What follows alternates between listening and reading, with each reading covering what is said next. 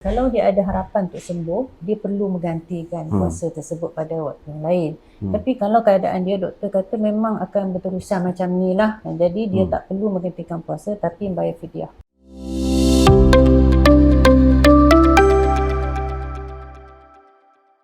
Dalam konteks sama doktor, kalau pesakit yang dialisis kan, dialisis ada dua bentuk lah. Dialisis darah, maksudnya kena pasang pada mesin dialisis, dan juga dialisis air yang menggunakan, kita panggil peritoneal dialisis. Ini dalam konteks tu macam mana doktor dari segi pemakaian hukum berpuasa untuk pesakit yang macam ni? Kita tengok pada konsep dulu.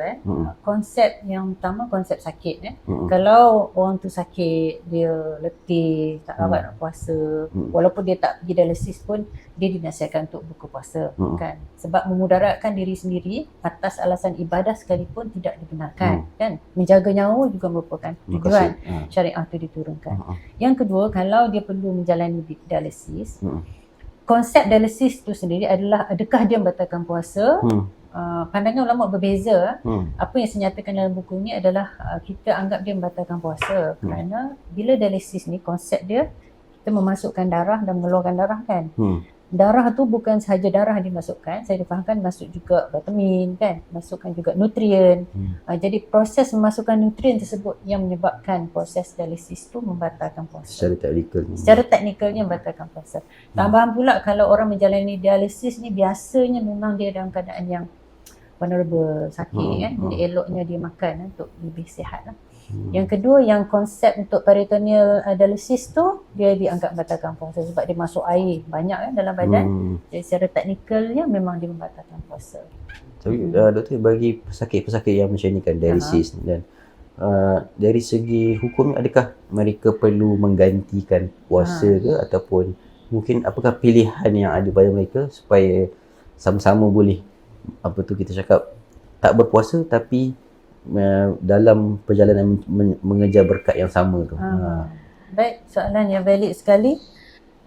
Untuk orang yang sakit, kalau dia ada harapan untuk sembuh, dia perlu menggantikan puasa tersebut pada waktu yang lain. Tapi kalau keadaan dia, doktor kata memang akan berterusan macam ni lah. Jadi dia tak perlu menggantikan puasa tapi bayar fidyah. Itu satu. Dari segi menghormati, meraihkan Ramadan kan, merebut segala peluang yang ada, itu sama saja peluang dengan orang yang sihat. Jadi walaupun dia tak berpuasa, tapi dia masih buat ibadah lain boleh kan, sedekahnya, baca Qurannya, berzikirnya, semua boleh dibuat ketika bulan Ramadan. Jadi dia tak boleh berpuasa secara fizikal tapi masih lagi berada dalam bulan Ramadan dan masih lagi membuat amalan-amalan lain yang apa tu, menjadi kelaziman di bulan Ramadan. Betul. Okey. Jadi kalau ada kebimbangan tentang kesihatan sewaktu dialisis dan berpuasa sebagainya, insya-Allah kita boleh berbincang dengan doktor-doktor kita, dan Dr. Hamidah pun dah terangkan sedikit sebanyak dari segi hukum dan pilihan yang ada untuk pesakit dialisis, dan soalan semua dijawab di dalam buku Anatomi Puasa Dr. Hamidah. So itulah berkenaan dengan dialisis dan juga untuk stoma.